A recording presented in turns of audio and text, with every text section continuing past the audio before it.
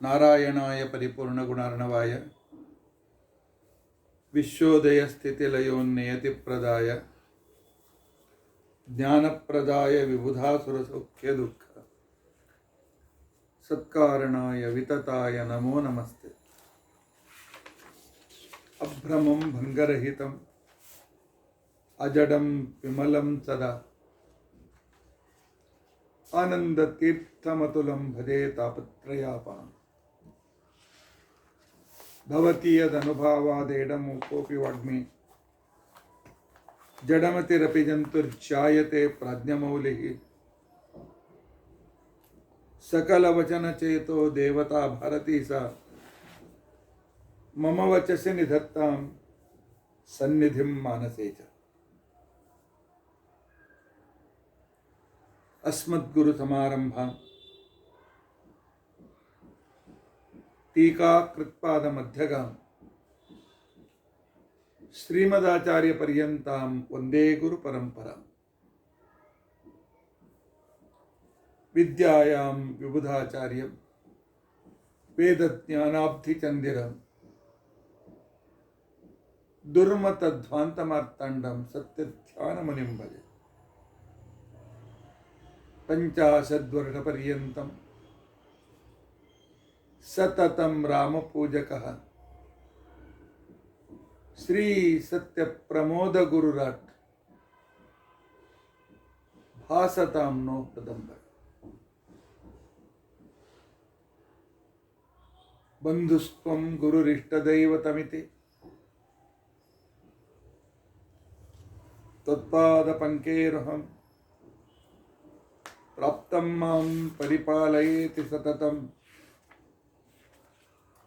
याचे निबद्धाञ्जलिः चित्तं मद्गुणदोषचिन्तनविधौ नूनं मनां मा कृथाः। श्री सत्यात्मगुरो त्वदङ्घ्रियुगलं हित्वा न मे सद्गतिः।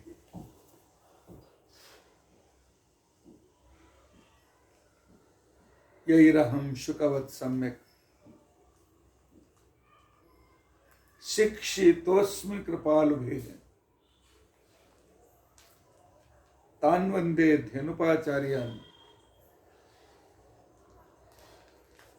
तत्त्वज्ञानार्थसिद्धये। श्री गुरुभ्यो नमः। हरिः ओम हरिः ओम हरिः ओम। स्वस्तिस्तु अशेषसन्मङ्गलानि सन्तु। श्लोकैकश्रवणपठनमात्रेण वक्तुश्च श्रोतॄणां निखिल कलिकृत कल्मषापनोदनपटुतरे धर्माद्यखिल पुरुषार्थ साधनीभूते अद्य रुद्राध्याय चमक विवरणारंभे सति किंचित पूर्वकथानुवादः। हरिः ओम हरिः ओम हरिः ओम।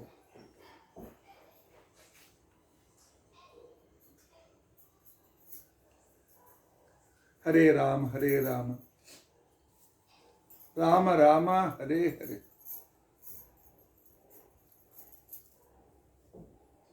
हरे कृष्णा कृष्ण कृष्ण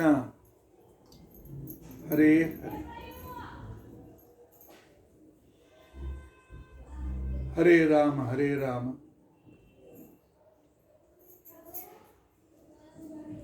राम राम हरे हरे। हरे कृष्णा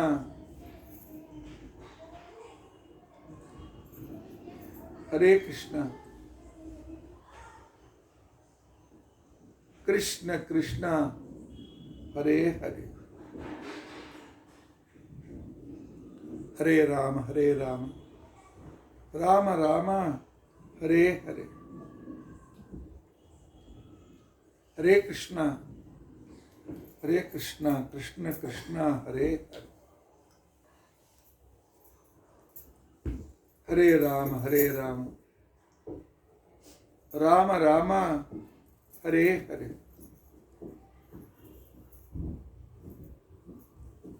ಹರೇ ಕೃಷ್ಣ ಕೃಷ್ಣ ಕೃಷ್ಣ ಹರೇ ಹರೇ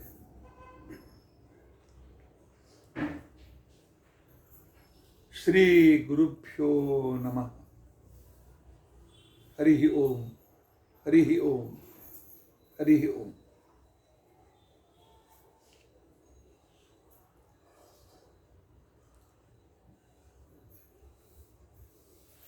ನಿನ್ನಿನ ದಿನ ನಾವು 20ರ ವೈಭವವನ್ನು ಕಂಡಿದ್ದೇವೆ.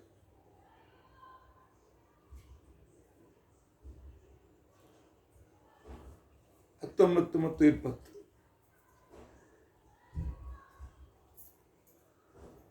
ಅನೇಕ ವಿವಿಧ ವಿಷಯಗಳ ಸಂದರ್ಭವನ್ನು ನಾವು ಕಂಡಿದ್ದೇವೆ. ಮನುಷ್ಯನಿಗೆ ತಮ್ಮ ಸಂಸ್ಕೃತಿಯ ಬಗ್ಗೆ, ತನ್ನ ಸನಾತನ ಧರ್ಮದ ಬಗ್ಗೆ ಇರುವ ಆ ವೈಶಿಷ್ಟ್ಯಗಳು ಗೊತ್ತಿರಬೇಕಾಗ್ತದೆ. ನಿನ್ನೆ ಪರಮಾತ್ಮನ ಪಾದದಲ್ಲಿರುವ ಚಿಹ್ನೆಗಳ ಬಗ್ಗೆ, ಯಾರ ಜೊತೆಯಲ್ಲಿ ವಾದವಿವಾದ ಮಾಡಬಾರದು,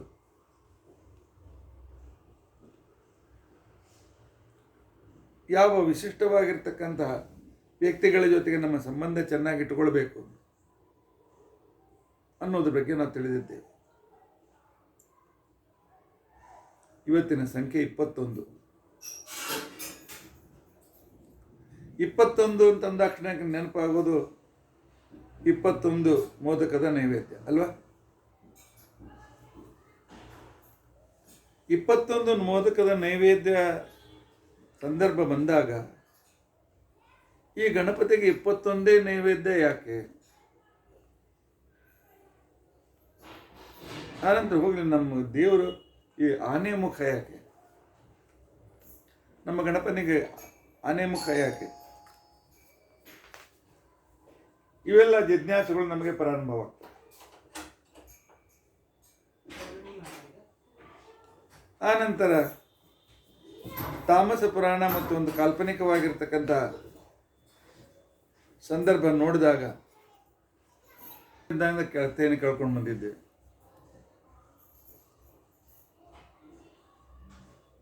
ರುದ್ರದೇವರು ಹೊರಗೆ ಹೋಗಿದ್ರು, ಶಂಕರ ಶಿವ ಹೊರಗೆ ಹೋಗಿದ್ದ. ಆ ನಂತರ ಪಾರ್ವತಿಗೆ ಸ್ನಾನ ಮಾಡಬೇಕಾಗಿತ್ತು. ಬಾತ್ರೂಮಿಗೆ ಬಾರ್ಗಾಲ ಇರಲಿಲ್ಲ.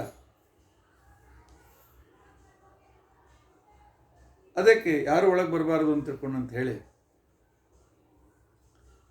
ಒಬ್ಬ ತನ್ನ ಮೈ ಮೇಲೆ ಇರತಕ್ಕಂತಹ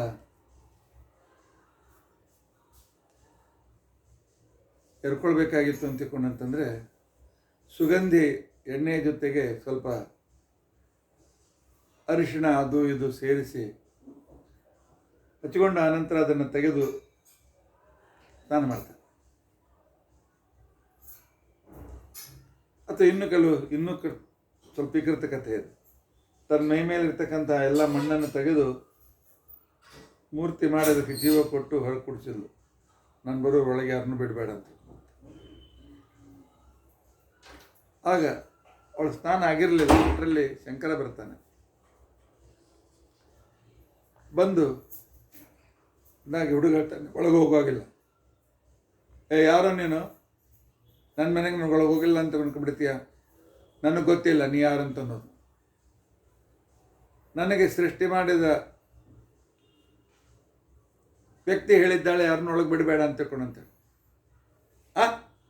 ನನಗೆ ಪ್ರಶ್ನೆ ಮಾಡ್ತೀಯ ಅಂತ ಹೇಳಿ ರುದ್ರದೇವರನ್ನು ತಲೆ ಕಡ್ದು ಹಾಕಿಬಿಡ್ತಾರೆ. ಅಷ್ಟರಲ್ಲಿ ಪಾರ್ವತಿ ಸ್ನಾನ ಮಾಡ್ಕೊಂಡು ಹೊರಗೆ ಬರ್ತಾರೆ. ಆ ಮಗುವನ್ನು ನೋಡಿ ಗೋಳು ಅಂತ ಅಳ್ತಾಳೆ. ನನ್ನ ಮಗನ ಯಾಕೆ ಕೊಂದ್ರಿ ಅಂತ. ನಿನ್ನ ಮಗ ಅಂತ ನನಗೇನು ಗೊತ್ತು? ಇಲ್ಲ, ನಾನು ಸ್ನಾನ ಮಾಡುವಾಗ ಯಾರು ಬರಬಾರ್ದು ಅಂತ ಮಾಡಿಟ್ಟಿದ್ದೆ. ಆದ್ದರಿಂದಾಗಿ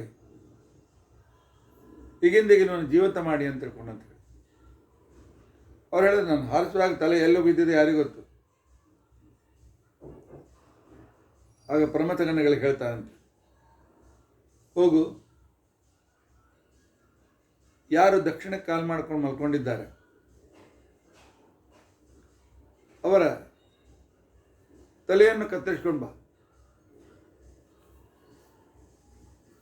ಪಾಪ ಒಂದು ಆನೆ ಮರಿ ದಕ್ಷಿಣ ಕಾಲು ಮಲ್ಕೊಂಡು ಪ್ರಮಥನ ತಲೆ ಕತ್ತರಿಸಿದ್ರು, ತೊಗೊಂಡು ಬಂದರು. ರುದ್ರದೇವರು ಆ ತಲೆಯನ್ನು ಆ ಹುಡುಗನ ಕೂಡಿಸಿದ, ಜೀವಂತ ಮಾಡಿದ. ಅವನೇ ಗಣಪ.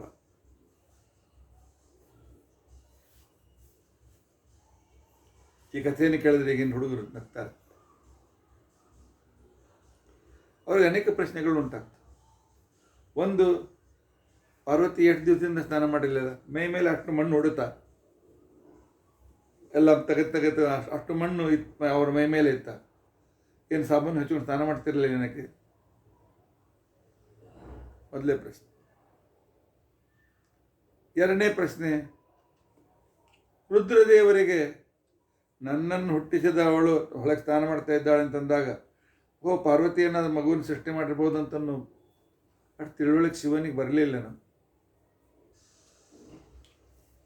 ಹೋಗ್ಲಿ ಕತ್ತರಿಸಿದ ತಲೆ ಹುಡುಕ್ಲಿಕ್ಕೆ ದೇವ್ರಿಗೆ ಆಗ್ತಿದ್ದಿಲ್ಲ.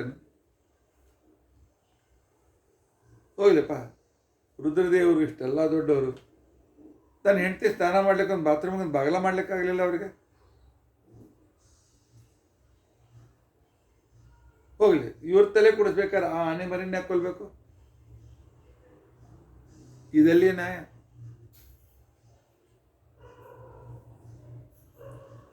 ಈ ರೀತಿಯಾಗಿರ್ತಕ್ಕಂತಹ ವಿಚಿತ್ರ ಕಥೆಗಳು ಕೆಲವು ತಾಮಸ ಪುರಾಣಗಳಲ್ಲಿ ಬಂದಿವೆ.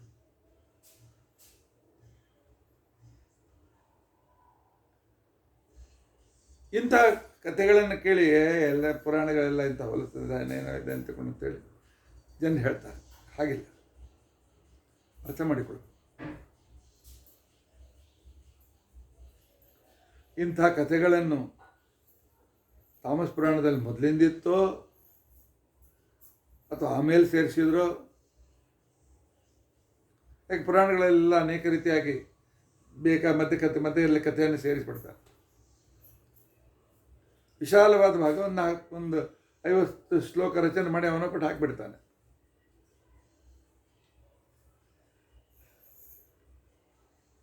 ಇಂಥ ಸಂದರ್ಭದಲ್ಲಿ ಇವುಗಳನ್ನು ಅರ್ಥ ಮಾಡ್ಕೊಳ್ಬೇಕಾದ್ರೆ ಭಾಳ ಕಠಿಣ ಆಗ್ತದೆ. ಹೇಗೆ ಮಾಡ್ಕೊಳ್ಬೇಕು ಅಂತ ಅರ್ಥ ಆಗೋದು.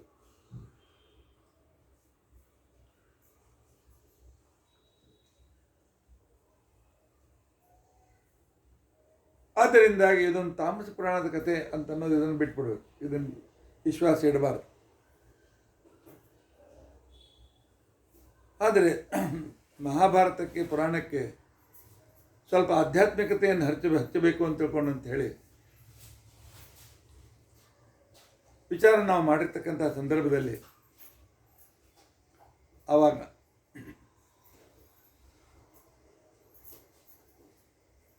ನಾವು ಈ ರೀತಿಯಾಗಿರ್ತಕ್ಕಂಥ ಈ ಕಥೆಗೆ ಅರ್ಥ ಹಚ್ಚಬಹುದು. ಪಾರ್ವತೀ ದೇವಿ ತನ್ನ ಮೇಲಿನ ಮಣ್ಣನ್ನು ಹೊರಗೆ ತೆಗೆದು ಅಂತ ತಿಳ್ಕೊಂಡಂತೆ. ಪಾರ್ವತೀ ದೇವಿ ಯಾರು? ಪಾರ್ವತೀ ದೇವಿ ಬುದ್ಧಿ ತತ್ವಕ್ಕೆ ಅಭಿಮಾನಿ ದೇವತೆ. ಬುದ್ಧಿಯ ಮೇಲಿನ ಸ್ವಲ್ಪ ಭಾಗ ಅಂತ ತಿಳ್ಕೊಂಡಂತಂದ್ರೆ ಅದೇ ಮನಸ್ಸು. ಮನಸ್ಸು ವಿಷಯಗಳನ್ನು ಗ್ರಹಣ ಮಾಡ್ತದೆ. ಮನಸ್ಸಿನಲ್ಲಿ ಬಂದ ಸಂಸ್ಕಾರಗಳ ವಿವೇಕವನ್ನು ಬುದ್ಧಿ ಮಾಡುತ್ತದೆ. ಅದಕ್ಕಾಗಿ ಅವಳು ಮೈ ಮೇಲಿನ ಆ ಮಣ್ಣು ಅಂತ ತಿಳ್ಕೊಂಡಂತಂದರೆ ಯಾವುದನ್ನು ಮನಸ್ಸು ಬುದ್ಧಿ ವಿವೇಕ ಮಾಡಬೇಕಾಗಿದೆ ಅಂಥ ಮನಸ್ಸಿನಲ್ಲಿರ್ತಕ್ಕಂಥ ಎಲ್ಲ ಸಂಸ್ಕಾರಗಳು, ಈ ಮನೋಸಂಸ್ಕಾರಗಳನ್ನು ಅವಳು ತನ್ನ ಬಾಗಿಲಲ್ಲಿ ಕೂಡಿಸಿದ್ದ. ಆಗ ರುದ್ರದೇವರು ಬರ್ತಾರೆ. ಅವರು ಯಾರು? ಮನೋನಿಯಾಮಕರಾಗಿರ್ತಕ್ಕಂಥವ್ರು, ಮನಸ್ಸನ್ನು ನಿಯಮನ ಮಾಡತಕ್ಕಂಥ ವ್ಯಕ್ತಿಗಳು. ಅವಳೇನು ಮಾಡ್ತಾರೆ ಅಂತಿಕೊಂಡಂತಂದರೆ, ಈ ಮನಸ್ಸು ಅಂತಿಕೊಂಡಂತನ್ನುವ ಬುದ್ಧಿಯ ಕುಮಾರನನ್ನು ಅದರ ತಲೆಯನ್ನು ಹಾರಿಸ್ತಾರೆ. ಯಾಕೆಂದ್ರೆ ಮನೋನಿಯಾಮಕರು ಮನಸ್ಸಿನಲ್ಲಿ ಕೆಟ್ಟದ್ದು ಬೇಡಾದದ್ದು ಎಲ್ಲವೂ ಬಂದ್ಕೊಂಡು ಸೇರ್ಕೊಂಡಿರ್ತದೆ. ಅನೇಕ ವಿಕೃತಿಗಳು ಮನಸ್ಸಿನಲ್ಲಿ ಬಂದು ಸೇರ್ಕೊಂಡಿರ್ತವೆ. ಸೇರ್ಕೊಂಡಿರ್ತಕ್ಕಂಥ ಸಂದರ್ಭದಲ್ಲಿ ಆಗ ರುದ್ರದೇವರು ಏನು ಮಾಡ್ತಾರೆ ಅಂತಕೊಂಡಂತಂದರೆ, ಆ ಬೇಡಾಗಿರ್ತಕ್ಕಂಥ ಏನು ಮನಸ್ಸಿನಲ್ಲಿ ಕಲ್ಮಶ ಅಂತಿಕೊಂಡಂತಿಲ್ಲ ಅದರ ತಲೆ ಹಾರಿಸ್ತಾರೆ. ಅದರ ತಲೆ ಹಾರಿಸಿ ಅದಕ್ಕೆ ಆನೆಯ ಮುಖವನ್ನು ತಂದು ಸೇರಿಸ್ತಾರೆ. ಈಗ ಅರ್ಥ ಆಯ್ತಲ್ಲ, ಪಾರ್ವತಿ ಮೈ ಮೇಲೆ ಹೊಲಸಿಲ್ಲ ಅಂದರೆ ಪಾರ್ವತಿ ತನ್ನಲ್ಲಿದ್ದ ಒಂದು ಭಾಗ ಹೊರಗಿಡ್ತಾಳೆ, ಮನಸ್ಸನ್ನು ಹೊರಗಿಡ್ತಾಳೆ. ರುದ್ರದೇವರು ಬಂದು ಆ ಮನಸ್ಸಿನ ಕೊಳೆಯನ್ನು ತೆಗೆದುಹಾಕ್ತಾರೆ. ತೆಗೆದು ಹಾಕಿದ ನಂತರ ಆ ಮನಸ್ಸು ಪರಿಶುದ್ಧವಾಗಬೇಕು ಅಂತ ತಿಳ್ಕೊಂಡು ಹೇಳಿ ಅದಕ್ಕೆ ಆನೆಯ ತಲೆಯನ್ನು ಜೋಡಿಸ್ತಾರೆ. ಇದನ್ನು ಹೇಗೆ ಹೊಂದಿಸೋದು? ಇದನ್ನು ಈ ರೀತಿಯಾಗಿ ಹೊಂದಿಸ್ಲಿಕ್ಕೆ ಬರ್ತದೆ. ಆನೆಯ ತಲೆ ಇದ್ದ ವ್ಯಕ್ತಿ ಜಾಗೃತ ಅವಸ್ಥೆಗೆ ನಿಯಾಮಕನಾಗಿರ್ತಕ್ಕಂಥ ವಿಶ್ವನಾಮಕನಾಗಿರ್ತಕ್ಕಂಥ ಭಗವಂತ. ಅಂದರೆ ಆ ಮನಸ್ಸು ಅಂತಕ್ಕಂಥ ತನ್ನ ಮಗನಿಗೆ ರುದ್ರದೇವರು ಒಂದು ಯಾವಾಗಲೂ ಜಾಗೃತನಾಗಿರು, ಜಾಗೃತ ಅವಸ್ಥೆ ನಿಯಾಮಕನಾಗಿರ್ತಕ್ಕಂಥ ವಿಶ್ವನ ಉಪಾಸನೆಯನ್ನು ಮಾಡು. ವಿಶ್ವ ನಮ್ಮ ಬಲಗಣ್ಣಿನಲ್ಲಿದ್ದು ಸಂಪೂರ್ಣ ಜಾಗೃತ ಅವಸ್ಥೆಯನ್ನು ಕೊಡ್ತಕ್ಕಂಥ ಒಬ್ಬ ದೇವತೆ. ಆ ಜಾಗೃತ ಅವಸ್ಥೆಯನ್ನು ಕೊಡ್ತಕ್ಕಂಥ ದೇವತೆ ಅವನ ಉಪಾಸನೆಯನ್ನು ಮಾಡು ಅಂತ ತಿಳ್ಕೊಂಡು ಅಂತೇಳಿ ತನ್ನ ಮಗನಿಗೆ ಹೇಳಿದ. ಯಾಕೆಂತಂದರೆ ಮನುಷ್ಯ ಯಾವಾಗಲೂ ಜಾಗೃತನಾಗಿದ್ದರೆ, ಅಲರ್ಟ್ ಆಗಿದ್ದರೆ ತಪ್ಪು ಮಾಡೋದಿಲ್ಲ. ಮನಸ್ಸಿನಲ್ಲಿ ಒಂದು ಥರದ ವಿಕೃತಿ ಬಂದಾಗ ಅವನು ತಪ್ಪು ಮಾಡ್ತಾನೆ. ಆದ್ದರಿಂದಾಗಿ ರುದ್ರದೇವರು ಮನಸ್ಸಿನಲ್ಲಿದ್ದ ಕಲ್ಮಶ ಹೊರಗೆ ಹಾಕಿದರು, ಅಂದರೆ ಆ ತಲೆಯನ್ನು ಕತ್ತರಿಸಿದರು. ಅಲ್ಲಿ ಜಾಗೃತಿ ಅಲರ್ಟ್ನೆಸ್ ಅಂತಕ್ಕಂಥ ತಲೆಯನ್ನು ಕೂಡಿಸಿದರು. ಆಗ ಆ ಬಾಲಕ ವಿಶ್ವನಾಮಕನಾಗಿರ್ತಕ್ಕಂಥ ಪರಮಾತ್ಮನನ್ನು ಉಪಾಸನೆಯನ್ನು ಮಾಡಿದ. ಆ ತನ್ನ ಬಿಂಬರೂಪಿಯಾಗಿರ್ತಕ್ಕಂಥ ವಿಶ್ವನಂತೆ ರೂಪವನ್ನು ಪಡೆದ. ಯಾಕೆ? ಜಾಗೃತ ಅವಸ್ಥೆ ನಿಯಾಮಕನಾಗಿರ್ತಕ್ಕಂಥ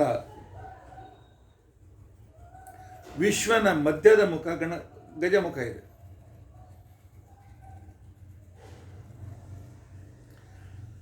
ಗಜಮುಖ ಯಾಕೆ ಅಂತ ತಿಳ್ಕೊಂಡಂತಂದ್ರೆ ಅದಕ್ಕೆ ಸೊಂಡಲಿದೆ.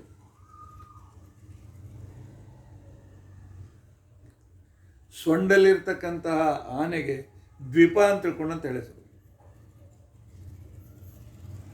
ಅದು ಸೊಂಡಲಿನಿಂದಲೂ ನೀರು ಕುಡಿತದೆ, ಬಾಯಿಂದಲೂ ನೀರು ಕುಡಿತದೆ. ದ್ವಾಭ್ಯಾಂ ಪಿಬತಿ ಇತಿ ದ್ವೀಪ. ಉದ್ದಾಗಿ ಸೊಂಡಲಿನಿಂದ ನೀರೊಳಗೆ ಹಾಕಿ ಅಂತ ಹೇಳೋದು, ಮೂಗಿನಿಂದ ಹೇಳೋದು ಕುಡಿದ್ಬಿಡ್ತದೆ. ಅಥವಾ ಆ ಸೊಂಡಲಿ ನೀರು ತುಂಬಿಕೊಂಡು ಬಾಳೊಳಗೆ ಹಾಕೊಂಡು ಕುಡಿತದೆ. ಹೀಗಾಗಿ ಸೊಂಡಿಲಿನಿಂದಲೂ ಬಾಯಿಯಿಂದಲೂ ನೀರು ಕುಡಿತದೆ ಅಂತ ತಿಳ್ಕೊಂಡಂತೇಳಿ ಅದಕ್ಕೆ ದ್ವೀಪ ಅಂತ ತಿಳ್ಕೊಂಡಂತ ಹೆಸರಿಟ್ಟು. ಹೌದು, ಮನಸ್ಸುಗೆ ದ್ವೀಪ ಅಂತ ತಿಳ್ಕೊಂಡಂತ ಹೆಸರು. ಮನಸ್ಸು ಗ್ರಹಣವನ್ನು ಮಾಡಬೇಕು, ಬುದ್ಧಿಯಿಂದ ವಿವೇಕವನ್ನು ಮಾಡಬೇಕು. ಎರಡೂ ಕೆಲಸ ಏಕಕಾಲದಲ್ಲಿ ನಡೀತಾ ಇದ್ದರೆ ನಮ್ಮ ಕಡೆಯಿಂದ ಯಾವ ತಪ್ಪಾಗೋದಿಲ್ಲ. ಆದ್ದರಿಂದಾಗಿ ಜಾಗೃತ ಅವಸ್ಥೆ ನಿಯಾಮಕನಾಗಿರ್ತಕ್ಕಂಥ ಪರಮಾತ್ಮನಿಗೆ ಆನೆಯ ಮುಖ. ಆಚಾರ್ಯ 21ರ ಬಗ್ಗೆ ಹೇಳಿ ಹೊರಟಿದ್ದೀರಿ, ಅದರ ಬಿಟ್ಟು ಈ ಗಣಪತಿ ಕಥೆ ಹೇಳ್ತಾ ಇದ್ದೀರಲ್ಲ ಅಂತ. ಹೌದು, ಗಣಪತಿಗೆ 21 ನೈವೇದ್ಯ, 21 ಹೂ, 21 ಗರಿಕೆ ದುರ್ವ, 21 ಮೋದಕದ ನೈವೇದ್ಯ, 21 ನಾಮದಿಂದ ಪೂಜೆ. ಯಾಕಪ್ಪ 21 ಅಂತ ತಿಳ್ಕೊಂಡಂತಂದ್ರೆ, ಇವನು ಉಪಾಸನೆ ಮಾಡತಕ್ಕಂಥ ವಿಶ್ವ ಅಂತಿಕೊಂಡಂತೇನಿದ್ದಾನಲ್ಲ, ವಿಶ್ವ, ಇವನಿಗೆ ಸಪ್ತಾಂಗ ಏಕೋನವಿಂಶತಿ ಮುಖ ಅಂಥೇಳಿ ಮಾಂಡೂಕ್ಯ ಉಪನಿಷತ್ತು ಹೇಳ್ತದೆ. ಜಾಗರಿತ ಸ್ಥಾನ, ಯಾವಾಗಲೂ ನಮಗೆ ಜಾಗೃತಿಯನ್ನು ಕೊಡೋದಕ್ಕೋಸ್ಕರ ಬಲಕಣ್ಣಿನಲ್ಲಿ ಇದ್ದುಕೊಂಡು ಹೊರಗಿನಿರ್ತಕ್ಕಂಥ ಎಲ್ಲ ವಿಷಯಗಳನ್ನು ನಮಗೆ ತಿಳಿಸಿಕೊಡ್ತಾನೆ. ಇವನಿಗೆ 7 ಅಂಗಗಳು. 7 ಅಂಗ ಅಂತಿಕೊಂಡಂತಂದ್ರೆ ಏನು? 4 ಕೈ, 2 ಕಾಲು, ಆನಂತರ ಸೊಂಡಿಲು.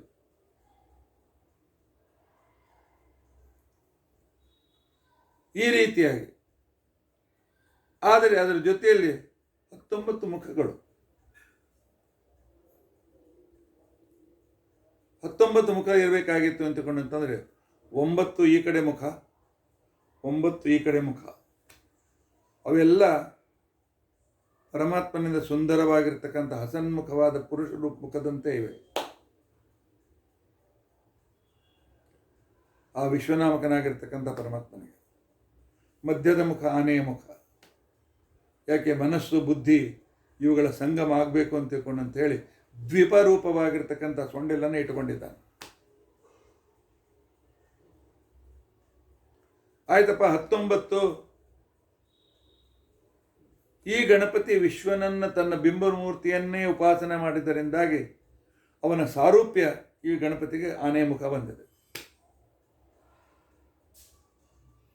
ಆಯ್ತಪ್ಪ, ಮುಂದೇನು? 21 ಆಗಿ 19 ಆಯ್ತಲ್ಲ.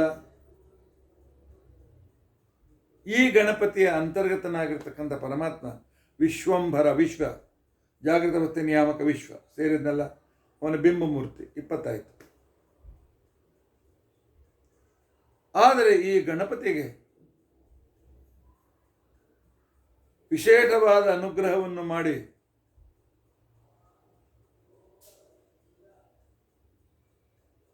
ಇವನು ಸಂಪೂರ್ಣ ಜಾಗೃತ ಅವಸ್ಥೆಗೆ ನಿಯಾಮಕನಾಗಲಿ, ಅಷ್ಟೇ ಅಲ್ಲ ಅವನು ವಿದ್ಯಾದೇವತೆ ಆಗಲಿ ಅಂತ ತಿಳ್ಕೊಂಡಂತೇಳಿ ಆಶೀರ್ವಾದ ಮಾಡಿರ್ತಕ್ಕಂಥವನು ಶ್ರೀಕೃಷ್ಣ.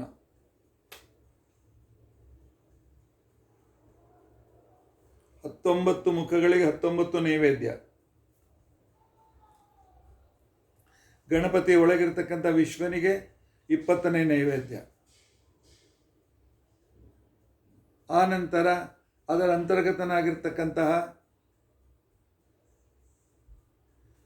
ಕೃಷ್ಣನಿಗೆ 21ನೇ ನೈವೇದ್ಯ. ಅದಕ್ಕೋಸ್ಕರ ಗಣೇಶನನ್ನು ಪೂಜಿಸಬೇಕಾದಾಗ ಗಣಪತ್ಯಂತರ್ಗತ ವಿಶ್ವಂಭರಾತ್ಮಕ ಗೋಪಾಲಕೃಷ್ಣಾಯ ನಮಃ. ಬ್ರಹ್ಮವೈವರ್ತ ಪುರಾಣದಲ್ಲಿ ಕೃಷ್ಣನಿಂದ ಅನುಗ್ರಹಿತನಾದ ಗಣಪತಿಯ ವಿವರಣೆ ಬರ್ತದೆ. ಆದ್ದರಿಂದಾಗಿ 21 ನೈವೇದ್ಯ, 21 ಸಂಖ್ಯೆ ಆ ವಿಶ್ವನಾಮಕನಾಗಿರ್ತಕ್ಕಂಥ ಪರಮಾತ್ಮನ ವರ್ಣನೆಯನ್ನು ಮಾಡ್ತದೆ. ಇದೆಲ್ಲ ಸರಿಯಪ್ಪ, ಈ ವಿಶ್ವನ ಉಪಾಸನೆಯಿಂದಲೇ ಇವನಿಗೆ ಈ ಮುಖ ಬಂತು ಅಂತ ಅನ್ನೋದಕ್ಕೋಸ್ಕರ ಪ್ರಮಾಣ ಏನಿದೆ. ನೀವು ನಾಗರಳ್ಳಿ ಆಚಾರ್ಯ ಏನು ಹೇಳ್ತೀರಿ ಅಂತ ನಾವು ಒಪ್ಪೋಣ. ಆಚಾರ್ಯ ಮಾಂಡುಕ್ಯ ಭಾಷೆಯಲ್ಲಿ ಮಹಾಯೋಗ ಅಂತಕ್ಕಂಥನ್ನುವ ಗ್ರಂಥದ ಪ್ರಮಾಣವನ್ನು ಕೊಡ್ತಾರೆ.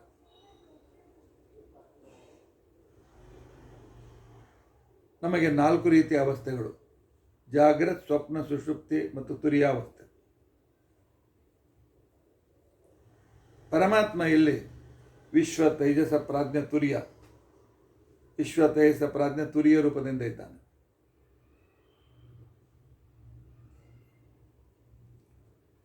ಮೊದಲಿನ 3 ರೂಪಗಳಿಗೆ ವೈಶ್ವಾನರೋ ಜಾಗರಿತ ಸ್ಥಾನಗಃ ಗಜವಕ್ತ್ರಕಃ, ಮಧ್ಯದ ಮುಖ ಆನೆ ಮುಖ.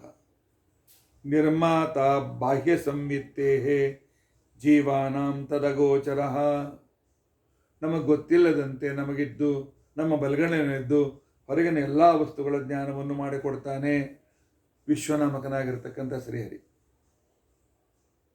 ಅಷ್ಟಾದ ಮುಖಾನ್ಯಸ್ಯ, 9 ಈ ಕಡೆಗೆ 9 ಈ ಕಡೆಗೆ 18 ಮುಖಗಳು. ಪುಮಾಕಾರಾಣಿ, ಪುರುಷರಂತೆ ನಮ್ಮಂತೆ ಮುಖ ಇದೆ. ಮಧ್ಯಮಂತು ಗಜಾಕಾರಂ, ಮಧ್ಯದ ಮುಖ ಮಾತ್ರ ಆನೆಯಂತೆ ಇದೆ. ಚತುರ್ಬಾಹು, 4 ಕೈಗಳಿವೆ, 2 ಕಾಲುಗಳಿವೆ. ಇವನ ಕೈ ಅಂದರೆ ಸೊಂಡಿಲು ಕೂಡ ಇವನ ಮುಖವೇ ಕೈ.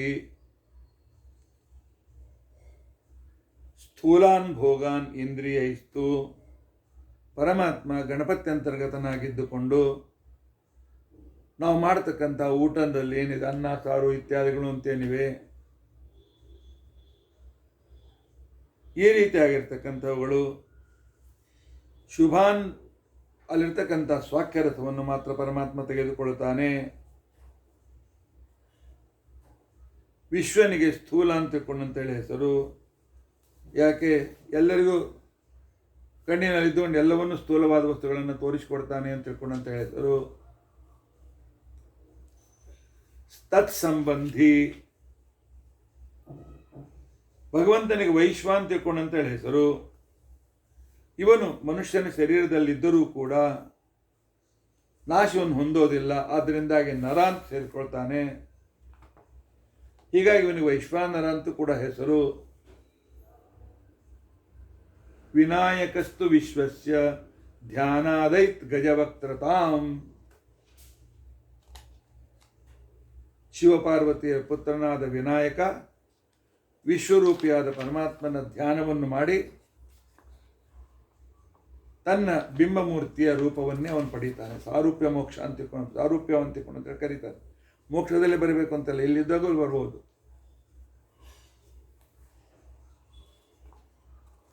ತೈಜಸನೂ ಕೂಡ ಸ್ವಪ್ನ ತೋರಿಸ್ತಕ್ಕಂಥ ತೈಜಸ ನಮ್ಮ ಕಂಠದಲ್ಲಿದ್ದಾನೆ. ಇಂಥ ವಿಶ್ವ ತೈಜಸ ಪ್ರಾಜ್ಞರ ತ್ರಿಧ್ಯಾನಾತ್ ಇಂದ್ರತಾಂ, ಇಂದ್ರಸ್ಥಾನವನ್ನು ಪಡೆಯಬೇಕಾಗಿದ್ದರೆ ಅವನು ವಿಶ್ವ ತೈಜಸ ಪ್ರಾಜ್ಞರ ಉಪಾಸನೆ ಮಾಡಿಯೇ ಅವನು ಇಂದ್ರ ಪದವಿಯನ್ನು ಪಡೆದ. ವಿಶ್ವ ತೈಜಸ ಪ್ರಾಜ್ಞ ತುರ್ಯ 4 ಉಪಾಸನೆಯನ್ನು ಮಾಡಿ ಚತುರ್ಧ್ಯಾನಾತ್ ರುದ್ರತ್ವಂ ರುದ್ರ ಆಪಜನಾರ್ದನಾಥ್, ಪರಮಾತ್ಮನಿಂದ ರುದ್ರತ್ವವನ್ನು ಪಡೆದ.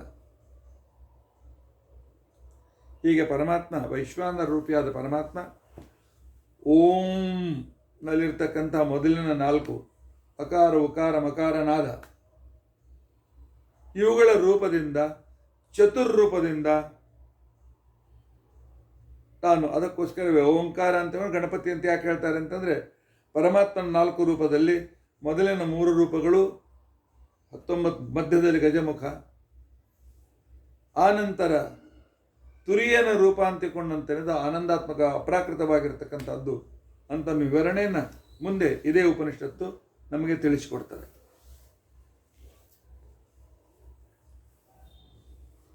ಆಯ್ತಪ್ಪ, ಈ ಗಣಪತಿಗೆ ಮೋದಕ ಯಾಕೆ ಸೇರ್ತದಪ್ಪ? 21 ಮೋದಕ ಯಾಕೆ ಬೇಕು? ಸಂಸ್ಕೃತದಲ್ಲಿ ಮೋದ ಅಂತ ತಗೊಂಡ್ರೆ ಆನಂದ ಅಂತ ಅರ್ಥ. ಕಣ್ಣು ಇಲ್ಲದೆ ಇದ್ರೆ ನಾವು ಆನಂದವನ್ನು ಪಡಿಲಿಕ್ಕೆ ಆಗ್ತಿತ್ತ? ಸುಂದರವಾಗಿರ್ತಕ್ಕಂಥ ಪ್ರಕೃತಿಯನ್ನು ನೋಡಿ ಆನಂದ ಪಡ್ತೇವೆ, ಸುಂದರವಾಗಿರ್ತಕ್ಕಂಥ ಭಗವಂತನ ಮೂರ್ತಿಗಳನ್ನು ನೋಡಿ ಆನಂದ ಪಡ್ತೇವೆ,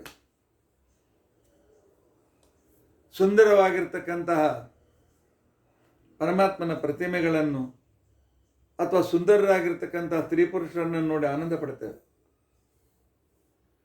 ಮೋದ, ಕಮ್ ಅಂದರೆ ದದಾತಿ ಅಂತ ಅರ್ಥ, ಕಮ್ ಅಂದ್ರೆ ಸುಖನೇ ಅಂತ ಅರ್ಥ. ಆ ಆನಂದದ ಜೊತೆಗೆ ಸುಖವನ್ನು ಕೊಡ್ತಾನೆ, ತೃಪ್ತಿಯನ್ನು ತಂದು ಕೊಡ್ತಾನೆ. ಆದ್ದರಿಂದಾಗಿ ಈ ವಿಶ್ವನಾಮಕನ ನೈವೇದ್ಯ ಮೋದಕ. ಆಚಾರ್ಯರ ಮಧ್ಯದಲ್ಲಿ ಒಂದು ಮಾತನ್ನು ಹೇಳಿದರು, ಗಣಪತಿ ನೈವೇದ್ಯ ಗಂಡಸರು ತಿನ್ನಬಾರ್ದು. ಯಾಕೆ ಅಂತ ತಿಳ್ಕೊಂಡಂತಂದರೆ ಗಣಪತಿ ನೈವೇದ್ಯ ತಿಂದರೆ ಬುದ್ಧಿಮಾಂದ್ಯ ಬರ್ತದೆ ಅಂತ ತಿಳ್ಕೊಂಡಂತ ಹೇಳಿ ನಮ್ಗೆ ಕಲಿಸ್ಕೊಟ್ಟಿದ್ದು ನಾನು. ಗಣಪತಿ ಹೆಣ್ಮಕ್ಳು ತಿನ್ನಬೇಕು ಅಂತ, ಗಂಡಸರಿಗೆ ಗಣಪತಿ ನೈವೇದ್ಯ ಹಾಕೋದಿಲ್ಲ. ಆದ್ದರಿಂದ ಪಾಪ 21 ನೈವೇದ್ಯಗಳನ್ನು ಆ ಹೆಣ್ಮಕ್ಳು 1 ದಿವಸ 2 ದಿವಸ 3 ದಿವಸ ಕೊಂಡು ತಿಂದು ಮುಗಿಸ್ತಾರೆ. ತಂಗನ ತಿನ್ನಬಾರ್ದಲ್ಲ. ಮತ್ತೆ ಇದನ್ಯಾಕೆ ಹೇಳಿದ್ರು? ಹೌದು, ಇದರಲ್ಲಿ ಒಂದು ಸ್ವಾರಸ್ಯ ಇದೆ. ವಾಯೋರನ್ಯತ್ರ ನೈವೇದ್ಯಂ. ಯಾರು ಪರಿಶೇಚನ ಮಾಡಿ ಪ್ರಾಣಾಹುತಿ ಅಂತ ಪ್ರಾಣಾಯಸ್ವ ಅಪಾನಾಯಸ್ವ ಅಂತ ತಿಳ್ಕೊಂಡಂತ ಹೇಳಿ ಪಂಚಾಹುತಿಗಳನ್ನು ಕೊಟ್ಟು ಅನ್ನವನ್ನು ತಿಂತಾರೆ, ಅವರು ತಮ್ಮ ಎಲ್ಲ ಪದಾರ್ಥ ವಾಯುದೇವರ ಕೈಯಲ್ಲಿ ಕೊಡ್ತಾರೆ. ಅಮೃತ ಉಪಸ್ತರಣಮಸಿ. ಎಲೆ ಅಮೃತ ವಾಯುದೇವರೇ, ನಾನು ಇನ್ನು ಊಟ ಕೊಡ್ತೀನಲ್ಲ, ಅದಕ್ಕೆ ಒಳಗೆ ಹೋಗಿ ಒಂದು ಬಟ್ಟೆ ಆಗಿಬಿಡ್ರಿ, ನನ್ನ ಹೊಟ್ಟೆಯಲ್ಲಿ ಬಟ್ಟೆ ಹಾಕಿ ಕೂತ್ಕೊಳ್ರಿ, ತಿಂತೇನಲ್ಲ ಅದನ್ನೆಲ್ಲ ಮಾಡಿ ಅಮೃತ ಪಿಧಾನಮಸಿ ಮೇಲೆ ಇನ್ನೊಂದು ಬಟ್ಟೆ ಹಾಕಿ ಗಂಟು ಮಾಡಿಬಿಡಿ, ಅದನ್ನು ಇದು ಭಗವಂತನಿಗೆ ಸಮರ್ಪಣೆ ಮಾಡಿ. ವಾಯುದೇವರ ಕೈಯಲ್ಲಿ ಕೊಡೋದ್ರಿಂದಾಗಿ ವಾಯುದೇವರ ಕೆಳಗಿನವರ ನೈವೇದ್ಯವನ್ನು ಈ ರೀತಿಯಾಗಿ ಪ್ರಾಣಾಯಸ್ವಾದಿಗಳನ್ನು ಸಹಿತವಾಗಿ ಭೋಜನ ಯಜ್ಞದಲ್ಲಿ ಸ್ವೀಕಾರ ಮಾಡಲಿಕ್ಕೆ ಬರೋದಿಲ್ಲ. ಅದು ಹೆಣ್ಮಕ್ಳಿಗೆ ಈ ನಿಯಮ ಇಲ್ಲ, ಸಣ್ಣ ಮಕ್ಕಳಿಗೆ ಈ ನಿಯಮ ಇಲ್ಲ, ಪರಿಟೇಚನ ಚಿತ್ರಾಹುತಿ ಇತ್ಯಾದಿಗಳಿಲ್ಲ. ಆದ್ದರಿಂದ ಅವರು ಗಣಪತಿ ನೈವೇದ್ಯ ತಿನ್ನಬಹುದು. ಆದರೆ 21 ತಿನ್ನೋ ಕಷ್ಟಪಡೋ ಕಾರಣ ಇಲ್ಲ. 21 ನೈವೇದ್ಯ ಇಡಿ, ಒಂದನ್ನು ಬೇರೆ ಇಡಿ, ಅದನ್ನು ಆ ಒಂದನ್ನು ಗಣಪತಿಗೆ ನೈವೇದ್ಯ ತೋರಿಸಿ, ರುದ್ರಪುತ್ರ ಗಣಪತಿಗೆ. ಉಳಿದ 20 ಆ ಪರಮಾತ್ಮನ 19 ಮುಖ, ವಿಶ್ವನ 19 ಮುಖ, ಆನಂತರ ಅದರಲ್ಲಿ ವಿಶ್ವಂಬರ ವಿಶ್ವಬಂಧ, ಆನಂತರ ಶ್ರೀಕೃಷ್ಣ 20 ನೈವೇದ್ಯವನ್ನು ವಿಶ್ವಂಬರನಿಗೆ ಕೃಷ್ಣನಿಗೆ ನೈವೇದ್ಯ ತೋರಿಸಿ. ಆ 20 ಎಲ್ಲರಿಗೂ ಕೊಡ್ಲಿಕ್ಕೆ ಬರ್ತಾರೆ. ಈ ಒಂದನ್ನು ಮಾತ್ರ ವಾಯುದೇವರ ಕೈಯಲ್ಲಿ ಅಮೃತೋಪಸ್ತರಣಮಸಿ ಅಂತ ಹೇಳಿ ಮಾಡ್ತಕ್ಕಂಥವ್ರು ಬಿಟ್ಟು ಉಳಿದವ್ರು ತೆಗೆದುಕೊಳ್ಳಿಕ್ಕೆ ಬರ್ತದೆ. ಈ ಒಂದು ಪ್ರಮೇಯವನ್ನು ತಿಳಿಸುವುದಕ್ಕೋಸ್ಕರ ಈ 21ರ ರಹಸ್ಯವನ್ನು ನಾವು ಅರ್ಥ ಮಾಡಿಕೊಳ್ಬೇಕು. 21 ಸಂಖ್ಯೆ ಬಂದಾಕ್ಷಣಕ್ಕೇನೆ ನಮಗೆ ಜಾಗೃತಿಯನ್ನು ಕೊಡುವ, ವಿದ್ಯೆಯನ್ನು ಕೊಡುವ, ನಮಗೆ ಯಾವಾಗಲೂ ಅಲರ್ಟ್ ಆಗಿಟ್ಟು ಮನಸ್ಸು ಮತ್ತು ಬುದ್ಧಿಯಲ್ಲಿ ಸನ್ಮಾರ್ಗ ಒಳ್ಳೆಯ ಜ್ಞಾನವನ್ನು ಸಂಪಾದಿಸುವ, ನಮ್ಮ ಸಕಲ ವಿಘ್ನಗಳನ್ನು ನಿವಾರಣೆ ಮಾಡುವ ಈ ಗಣೇಶನನ್ನು ನೆನೆಸಿಯೇ, ಏಕೆ ಜಾಗೃತ ಅವಸ್ಥೆಯಲ್ಲಿ ಕೆಲಸ ಮಾಡಬೇಕಾಗಿದೆ. ಈ ಗಣಪತಿ ಅವನಲ್ಲಿದ್ದ ವಿಶ್ವಂಬರನ ಅನುಮತಿ ಬೇಕಾಗ್ತದೆ. ಅದಕ್ಕೋಸ್ಕರ ಇವನಿಗೆ ವಿಘ್ನಹಾರ ಅಂತ ತಿಳ್ಕೊಂಡಂತೇಳಿ ಕರೆದು. ಈ 21ರ ರಹಸ್ಯ ಗೊತ್ತಾಯ್ತಲ್ಲ ನಿಮಗೆ. ಗಣಪತಿಯ ಜನ್ಮದ ರಹಸ್ಯವು ಕೂಡ ನಿಮಗೆ ಗೊತ್ತಾಯಿತು. ಆಧ್ಯಾತ್ಮಿಕವಾಗಿ ಅರ್ಥ ಮಾಡಿಕೊಳ್ಳೋಣ. ಆದರೆ ಈ ಜಾಗೃತಿ ಇಲ್ಲದೇ ಇದ್ದರೆ ನಾವೇನು ಮಾಡ್ತೇವೆ? ಪಾಪಗಳನ್ನು ಮಾಡ್ತೇವೆ. ಈ ಜಾಗೃತಿ ಇಲ್ಲದೇ ಇರತಕ್ಕಂಥ ಸಂದರ್ಭದಲ್ಲಿ ನಮ್ಮ ಕಡೆಯಿಂದ ಅನೇಕ ಪಾಪಗಳು ಆಗ್ತವೆ.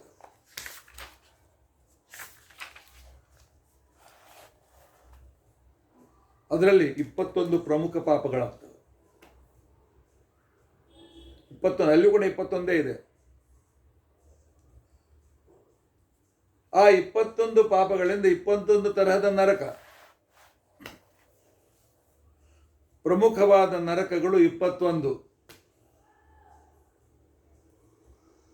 ಮತ್ತು ಅದರ ಜೊತೆ 7 ನರಕಗಳು, ಉಪನರಕಗಳು ಸೇರಿಕೊಂಡು 28. 21 ಪ್ರಮುಖ ನರಕಗಳು.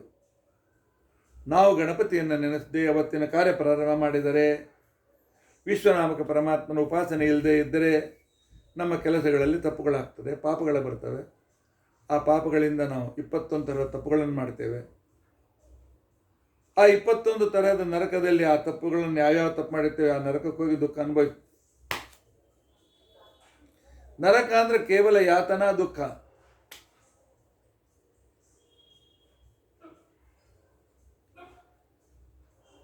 ಅಂತಹ ಒಂದು ನರಕ ನಮಗೆ ಪ್ರಾಪ್ತ ಆಗ್ತದೆ ಅಂತ ತಿಳ್ಕೊಂಡ.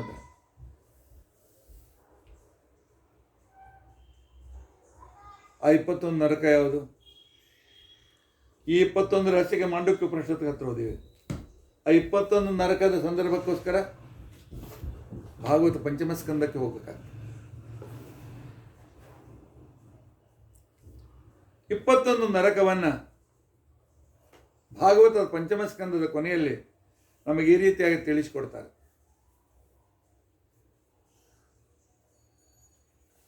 ಭೂಲೋಕ, ಭುವರ್ಲೋಕ, ಮಹರ್ಲೋಕ. ಈ ಲೋಕದ ಮಧ್ಯದಲ್ಲಿ ಅಂತರಿಕ್ಷದಲ್ಲಿ ನರಕ ಕೆಳಮುಖವಾಗಿ ಹೀಗೆ ಹರಡಿದೆ, ಉದ್ದಾಗೆ, ದೊಡ್ಡ ಬಿಲ್ಡಿಂಗ್ನಾಗೆ.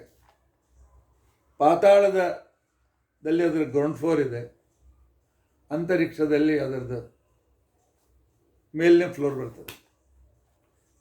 ಆ ಫ್ಲೋರ್ ಎಷ್ಟಿದೆ? 10, 20, 30, 40, 50 ಇಲ್ಲ, ಸಾವಿರಾರು ಫ್ಲೋರ್ಗಳಿಂದ ಯುಕ್ತವಾಗಿದೆ ನರಕ. ಏಕೆ? ಒಂದೊಂದು ಫ್ಲೋರ್ನಲ್ಲಿ ಒಂದೊಂದು ತರಹದ ನರಕ ಇದೆ. ಪಾಪಗಳನ್ನು ಮಾಡಿರ್ತಕ್ಕಂಥ ವ್ಯಕ್ತಿಗೆ ಪರಮಾತ್ಮ ಯಮಧರ್ಮರಾಜನ ನೇಮಿಸಿದ್ದಾನೆ. ಯಮಧರ್ಮರಾಜ ಇವನಿಗೆ ಶಿಕ್ಷೆಯನ್ನು ಕೊಡು ಅಂತ ತಿಳ್ಕೊಂಡು, ನಾವು ತಿಳಿಯದು ಮಾಡಿದ ಪಾಪಗಳಿಗೆ ದೇವರನ್ನು ಉಪಾಸನೆ ಮಾಡಿ ಪ್ರಾಯಶ್ಚಿತ್ತ ಮಾಡಿಕೊಳ್ಳದೆ ಇದ್ದರೆ ಸೀದಾ ಯಮದೂತರು ಬಂದು ಎಳ್ಕೊಂಡು ಹೋಗ್ತಾರೆ. ಎಳ್ಕೊಂಡು ಹೋಗಿ ಆ ಯಮಧರ್ಮರಾಜನ ದಕ್ಷಿಣದ ಬಾಗಿಲದ ಹತ್ರ ಒಂದು ಆಫೀಸ್ ಇದೆ. ಚಿತ್ರ ಮತ್ತು ಚಿತ್ರಗುಪ್ತರು ಅವರಲ್ಲಿ ಹೋಗಿ ಜೀವನ ಹತ್ರ ಕರ್ಕೊಂಡು ಹೋಗ್ತಾರೆ. ಚಿತ್ರಗುಪ್ತ ಹೇಗೆ ನೋಡ್ತಾನೆ, ಓ ನೀನಾ? ಸರಿ, ಇಲ್ಲಿ ನನ್ನ ಲೀಸ್ಟ್ನಲ್ಲಿ ಬಹುಶಃ 110ನೇ ಪೇಜ್ನಲ್ಲಿ ನಿನ್ನ ಹೆಸರಿದೆ ಅಂತ ತೆಗೆದು ಆ 110ನೇ ಪೇಜನ್ನು ತೊಗೊಂಡು ಹೋಗ್ತಾನೆ. ಅದೊಂದು ಕಾಲ್ಪನಿಕ ಪೇಜ್ ಹೇಳಿದ್ದೇನೆ, ನಮ್ದು ಯಾವ ಪೇಜಲ್ಲೂ ಗೊತ್ತಿಲ್ಲ, ಆದರೆ ಅಲ್ಲೆಲ್ಲ ಬರೆದಿರ್ತದೆ. ಅಲ್ಲಿ ಬರೆದು ಹೋಗಿ ಯಮಧರ್ಮರಾಜನ ಸಭೆ ಕರ್ಕೊಂಡು ಹೋಗ್ತಾರೆ. ಯಮಧರ್ಮರಾಜ ಅಪರಾಧಿ ಬಂದಿದ್ದಾನೆ. ಚಿತ್ರಗುಪ್ತ, ಈ ಅಪರಾಧಿಯ ಪಾಪಗಳನ್ನು ಓದಪ್ಪ. ನಾವು ಮಾಡಿದ ಪಾಪಗಳ ಲೀಸ್ಟ್ ಕೊಡ್ತಾನೆ. ಆ ಲೀಸ್ಟ್ ನೋಡಿಕೊಂಡು ಯಮದೂತರನ್ನು ಕರೆದು ಇಂತಿಂಥ ಕಡೆಗೆ ಈ ನರಕದಲ್ಲಿ ಎಷ್ಟು ದಿವಸ, ಈ ನರಕದಲ್ಲಿ ಎಷ್ಟು ದಿವಸ, ಈ ನರಕದಲ್ಲಿ ಎಷ್ಟು ದಿವಸ ಅಂತ ತಿಳ್ಕೊಂಡು ಆರ್ಡರ್ ಕೊಡ್ತಾನೆ. ಆ ಪಾಪಗಳು ಯಾವುದು? ಮುಖ್ಯವಾಗಿರ್ತಕ್ಕಂಥ 21 ನರಕಗಳು ತಾಮಿಸ್ರ, ಅಂಧತಾಮಿಸ್ರ, ರೌರವ, ಮಹಾರೌರವ, ಕುಂಭೀಪಾಕ, ಕಾಲಸೂತ್ರ, ಹಸಿಪತ್ರವನ, ಸೂಕರಮುಖ, ಅಂಧಕೂಪ, ಕೃಮಿಭೋಜನ, ಸಂದಶ, ತಪ್ತಭೂಮಿ, ವಜ್ರಕಂಠ, ವೈತರಣಿ, ಪೂಯೋಧ, ಪ್ರಾಣರೋಧ, ವಿಷಸನ, ಲಾಲಾಭಕ್ಷ, ಸಾರಮೇಯೋಧನ, ಆವೀಚ, ಅಯಪ್ಪಾನ. 21 ನರಕಗಳು. ಯಾರು ಇನ್ನೊಬ್ಬರ ಹಣವನ್ನು ಕಳ್ಳತನ ಮಾಡ್ತಾರೆ, ಯಾರು ಗುರುಗಳ ಹಣವನ್ನು, ಬ್ರಾಹ್ಮಣರ ಹಣವನ್ನು ಕಳ್ಳತನ ಮಾಡ್ತಾರೆ,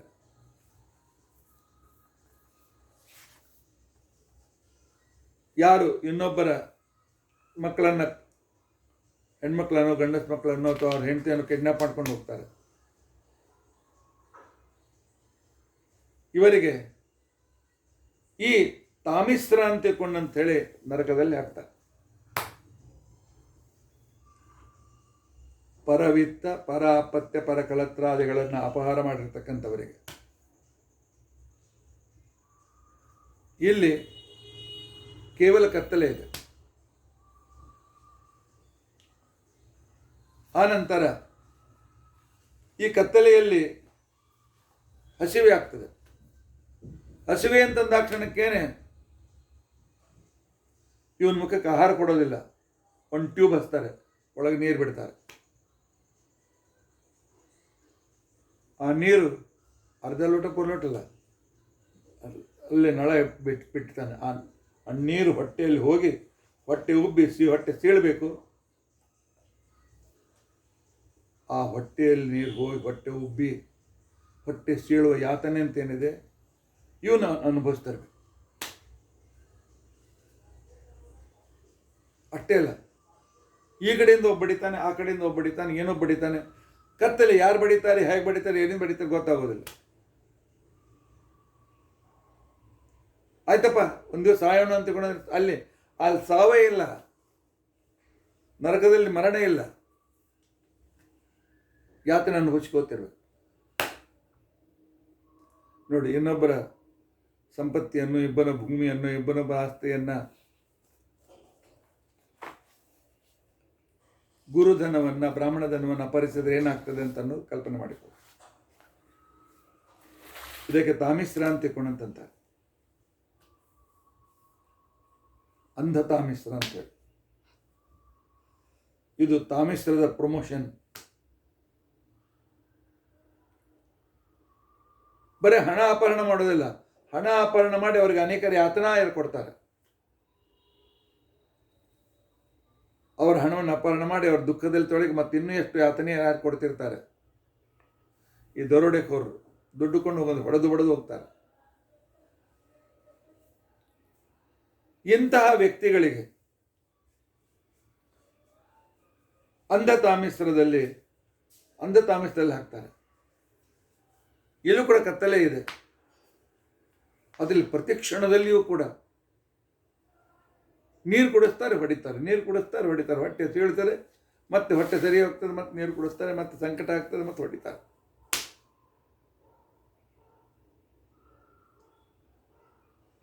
ಈ ದುಃಖವನ್ನು ಅನುಭವಿಸ್ಬೇಕು. 2 ದಿವಸಪ್ಪ,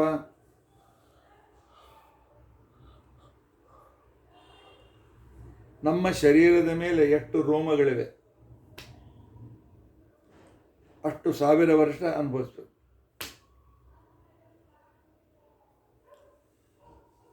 ಕಳ್ಳತನ ಮಾಡುವಾಗ ಬಹಳ ಸುಲಭ ಅಂತ ಅನ್ನಿಸ್ತದೆ, ಅಷ್ಟು 1000 ವರ್ಷ ನರಕದಲ್ಲಿ ದುಃಖ ಅನುಭವಿಸಬೇಕಾಗ್ತದೆ. 3ನೇ ನರಕ ಅಂತಿಕೊಂಡಂತನ್ನೋದು ರೌರವ ನರಕ. ಯಾವ ವ್ಯಕ್ತಿಗಳು ಭೂತದ್ರೋಹ ಮಾಡ್ತಾರೆ, ಭೂತದ್ರೋಹ ಪೃಥ್ವಿಯ ಮೇಲೆ ಕಸ ಹಾಕೋದು,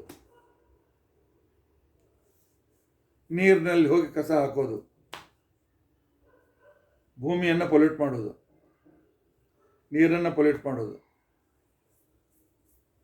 ಆನಂತರ ಅಗ್ನಿಯನ್ನು ಪೊಲ್ಯೂಟ್ ಮಾಡೋದು, ಗ್ಯಾಸ್, ಹೊಲಸನ್ನು ಅದರಿಂದ ಅಗ್ನಿಯ ತಯಾರು ಮಾಡೋದು.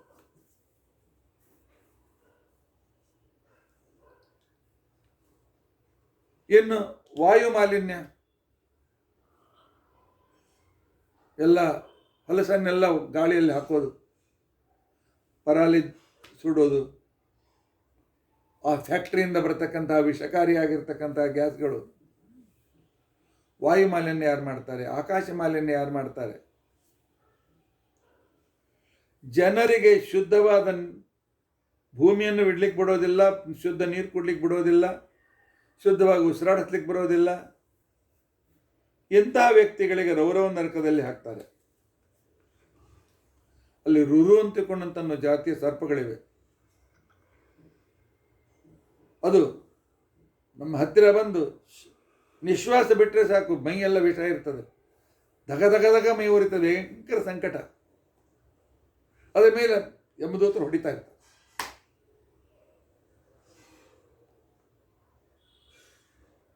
ಕಸವನ್ನು ನಾನು ಫಸ್ಟ್ ಫ್ಲೋರ್ ಮೇಲಿದ್ದೇನೆ, ಹೆಸರಿನ ಹೊರಗೆ ಭೂದೇವಿಯ ಮೇಲೆ ಎಸೆದರೆ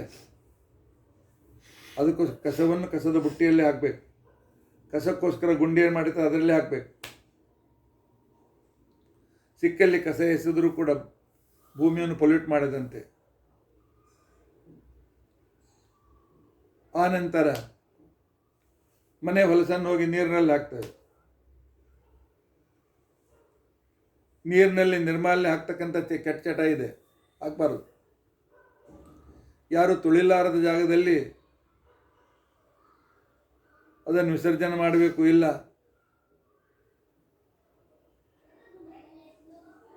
ಆ ನಿರ್ಮಾಲ್ಯವನ್ನು ನೆಲದಲ್ಲಿ ಹಾಕಿ ಮುಚ್ಚಿಬಿಟ್ರೆ ಗೊಬ್ಬರ ಆಗ್ತದೆ. ಆ ರೀತಿ ಆಗಾದರೂ ಮಾಡಬೇಕು. ಅದನ್ನು ಒಯ್ದು ನೀರಿನಲ್ಲಿ ಹಾಕ್ಬಿಡು. ಸಮುದ್ರದಲ್ಲಿ ಹಾಕಿ ಪರವಾಗಿಲ್ಲ, ಯಾವ ನೀರು ಕುಡಿತೇವೆ ಆ ನೀರಿನಲ್ಲಿ ಹಾಕಬಾರ್ದು, ನೀರನ್ನು ಕೆಡಿಸಬಾರ್ದು. ಈ ರೀತಿಯಾಗಿ ಪಂಚಮಹಾಭೂತಗಳಿಗೆ, ಪ್ರಾಣಿಗಳಿಗೆ, ಮನುಷ್ಯರಿಗೆ ಯಾರು ಮೋಸ ಮಾಡ್ತಾರೆ,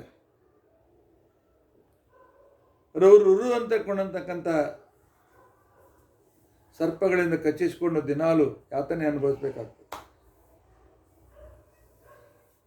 ಅದರ ಜೊತೆಯಲ್ಲಿ ಈ ರೌರವ ನರಕಕ್ಕೆ ಹೋಗ್ತಕ್ಕಂಥವ್ರು ಯಾರು? ಏನೋ ನಾವು ಕಲಿತೇವೆ, ನೌಕರಿ ಮಾಡ್ತೇವೆ, ಹಣ ಗಳಿಸ್ತೇವೆ, ನಾನಾಯಿತು, ನನ್ನ ಹೆಂಡತಿ ಆಯಿತು, ನನ್ನ ಮಕ್ಕಳಾಯಿತು. ನಾನು ದಾನ ಮಾಡೋದಿಲ್ಲ, ವಸ್ತ್ರದಾನ ಮಾಡೋದಿಲ್ಲ, ಅನ್ನದಾನ ಮಾಡೋದಿಲ್ಲ, ದ್ರವ್ಯದಾನ ಮಾಡೋದಿಲ್ಲ, ಸಮಾಜಕ್ಕೋಸ್ಕರ ನಾ ಏನು ಉಪಕಾರ ಮಾಡೋದಿಲ್ಲ. ಆನಂತರ ವೇದ ಇತ್ಯಾದಿಗಳನ್ನು ಶಾಸ್ತ್ರವನ್ನು ಓದ್ತಕ್ಕಂಥವರಿಗೆ ಅನುಕೂಲ ಮಾಡಿ ಕೊಡೋದಿಲ್ಲ. ಕೇವಲ ನನ್ನ ಸ್ವಾರ್ಥಕ್ಕೋಸ್ಕರ ನಾನು ದುಡ್ಡು ಖರ್ಚು ಮಾಡ್ತೇನೆ ಅಂತಂಥವರಿಗೂ, ದೇಹಂಭರಣದಲ್ಲಿ ಆಸಕ್ತರಾಗಿರ್ತಕ್ಕಂಥವರಿಗೂ ಈ ರೌರವ ನರಕಕ್ಕೆ ಹಾಕ್ತಾರೆ. 4ನೇ ನರಕ ಕುಂಭೀಪಾಕ ಅಂತ ತಿಳ್ಕೊಂಡಂತೆ ನರಕ.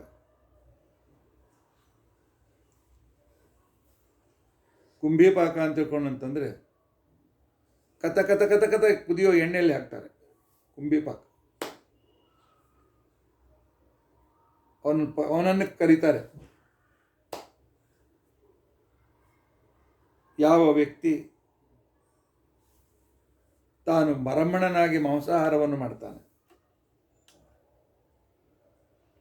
ಯಾವ ವ್ಯಕ್ತಿ ಪಂಜರದಲ್ಲಿಟ್ಟುಕೊಂಡು ಗಿಳಿಯನ್ನು ಸಾಕ್ತಾನೆ, ಪಾರಿವಾಳವನ್ನು ಸಾಕ್ತಾನೆ, ಯಾವ ವ್ಯಕ್ತಿ ನಾಯಿಯನ್ನು ಸಾಕ್ತಾನೆ, ಅದರ ಸ್ವಾತಂತ್ರ್ಯಕ್ಕೆ ಬಂಧನ ಅಲ್ಲ, ಕಟ್ಟಿಟ್ಟು ನನಗೋಸ್ಕರ ಉಪಯೋಗಿಸ್ತೇವೆ. ಪಶು ಪಕ್ಷಿಗಳಿಗೆ ಅವರ ಸ್ವಾತಂತ್ರ್ಯವನ್ನು ಹರಣ ಮಾಡಿ ನನ್ನ ಮನರಂಜನೆಗೋಸ್ಕರ ಪಶು ಪಕ್ಷಿಗಳನ್ನು ಉಪಯೋಗಿಸಿದರೆ, ಕೇವಲ ಸಂಸಾರದಲ್ಲಿ ಆಸಕ್ತನಾಗಿ ದಾನ ಧರ್ಮಾದಿಗಳನ್ನು ಮಾಡದೇ ಇರತಕ್ಕಂಥ ವ್ಯಕ್ತಿ ಕುಂಭೀಪಾಕದಲ್ಲಿ ಹಾಕ್ತಾರೆ. ಅವನನ್ನು ಎಣ್ಣೆಯಲ್ಲಿ ಹಾಕಿ ಪುರಿ ಕರೆದಂತೆ ಕರೀತಾ ಇರ್ತಾರೆ. 5ನೇ ನರಕ ಕಾಲಸೂತ್ರ. ತಂದೆಯ ದ್ವೇಷ ಯಾರು ಮಾಡ್ತಾರೆ, ತಾಯಿಯ ದ್ವೇಷವನ್ನು ಯಾರು ಮಾಡ್ತಾರೆ, ಆಚರಣಶೀಲನಾಗಿರ್ತಕ್ಕಂಥ ಬ್ರಾಹ್ಮಣನಿಗೆ ಯಾರು ಮೋಸ ಮಾಡ್ತಾರೆ, ಅವನನ್ನು ಕಾಲಸೂತ್ರ ನರಕಕ್ಕೆ ಹೋಗ್ತಾರೆ. ಕಾಲಸೂತ್ರ ನರಕ ಹೇಗಿದೆ ಅಂತ ತಿಳ್ಕೊಂಡಂತಂದರೆ, ಸಂಪೂರ್ಣ ಅದು ಕಾಪರ್ ನೆಲ, ಅದು ಕೆಂಪಗೆ ಕಾಯ್ದಿದೆ.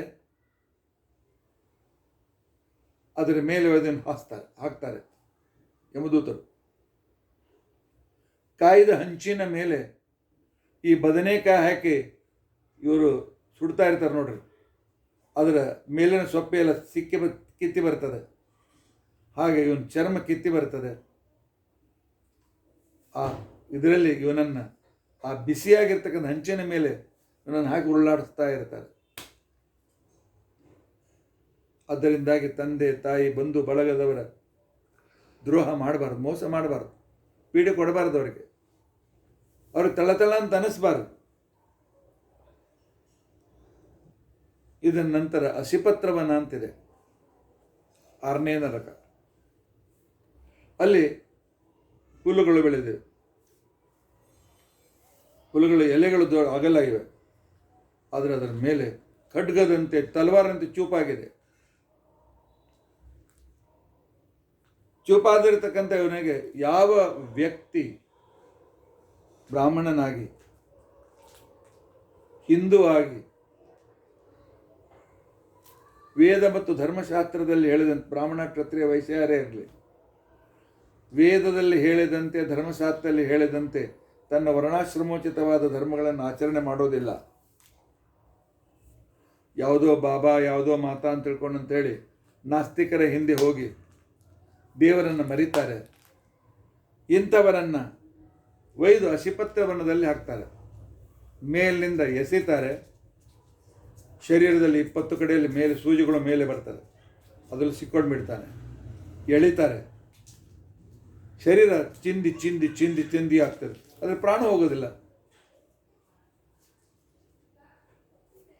ನನ್ನ ಶರೀರವನ್ನು 20 ಚಾಕು ತಗೊಂಡು ಕತ್ತರಿಸ್ತಾ ಇದ್ದರೆ ಎಷ್ಟು ದುಃಖ ಆಗಬೇಕು, ಆ ದುಃಖ ನಮಗಾಗ್ತದೆ.